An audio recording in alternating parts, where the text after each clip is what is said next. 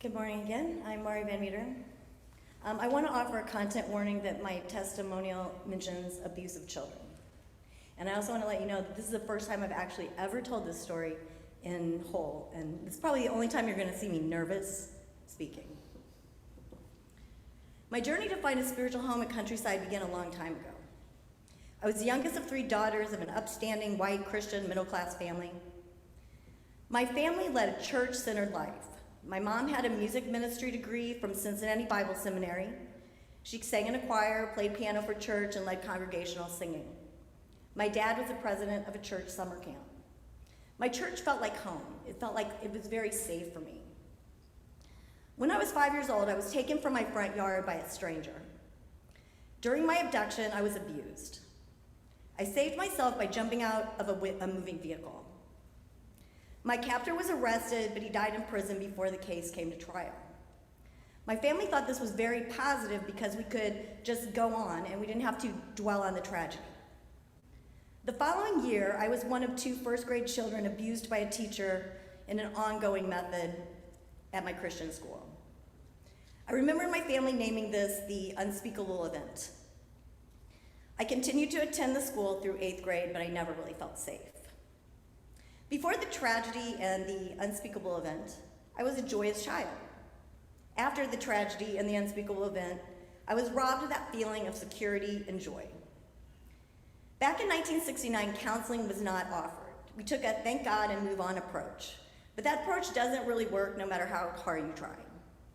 I developed issues. I'm not sure if it would have been the same if the tragedy and the unspeakable event hadn't happened, or if it had been addressed or given the opportunity to heal. My family was also judged because, after all, they were allowing the unruly child to act out. We were definitely under the spare the rod, spoil the child time period. I felt ashamed and less than worthy. No one bothered to ask what had happened to me or why I behaved as I did. It felt like no one really cared why, that I started using drugs or hanging out with really dangerous people at a really young age. Instead, our community was mortified at how much I was embarrassing my family. After those traumatic events, I began a spiritual journey that took me from charismatic Christian churches where people spoke in tongues, through several world religions, including Baha'i. I explored Scientology and other cults. I almost ended up Guyana. However, I never found a place that made me feel like they just wanted me exactly how I was at the moment in time. So I gave up my quest. When my middle school age pagan son was looking for community, he found CCUU, and I decided to drop him off. He became more involved, and I also became more involved. I attended a few Sunday services, and I always felt very welcomed. If I swore or said something that was controversial, no one gave me the feeling that I might burn in hell. It happens.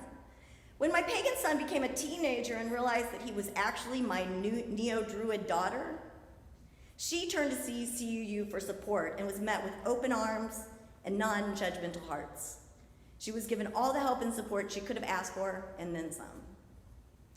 Through her journey, I realized that I had found the place I was looking for. People here like me, despite of what some people would call my brokenness, and others know as a path that makes me more loving and, frankly, more interesting. Here at Countryside, people enjoyed joining me in celebrating my survival. No one here has ever given me the feeling that if they knew my story, that they would judge me because of it, and that's why I'm sharing it with you today. This spiritual home doesn't want us to remain the same, but to grow and to know we are loved and accepted on the journey. Here our dreams of a future of equality for all are shared. Here our desire to create a safe, loving, and accepting space for our children to come as our authentic selves is met with love and realized. My family pledges financial support to Countryside because we understand the importance of having a safe place and the healing power of that place. We give because our congregation creates change. We give to Countryside because of its outstanding work with children. What if my childhood congregation had had a safe place for children? Open conversations about hard topics and other things that people would consider unspeakable. What if they'd had covenants to help get through those difficult conversations? What if I felt safe in my childhood? Imagine how different things would have been for my daughter, Izzy, if she hadn't had that safe place to ask questions and then come out as trans. Without our financial support, Countryside cannot continue all the wonderful work it does for our community and our world, but more importantly, our children. It's more important than ever that our young people understand that they are perfect exactly how they are. You are my family. This is my home. When you make your pledge, consider bringing it up 10 or 20% or maybe even into that next level.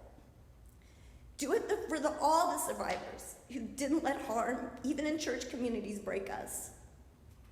Do it for the spirited seekers among us like me, and do it for the kids. And know that I love you all. Thank you.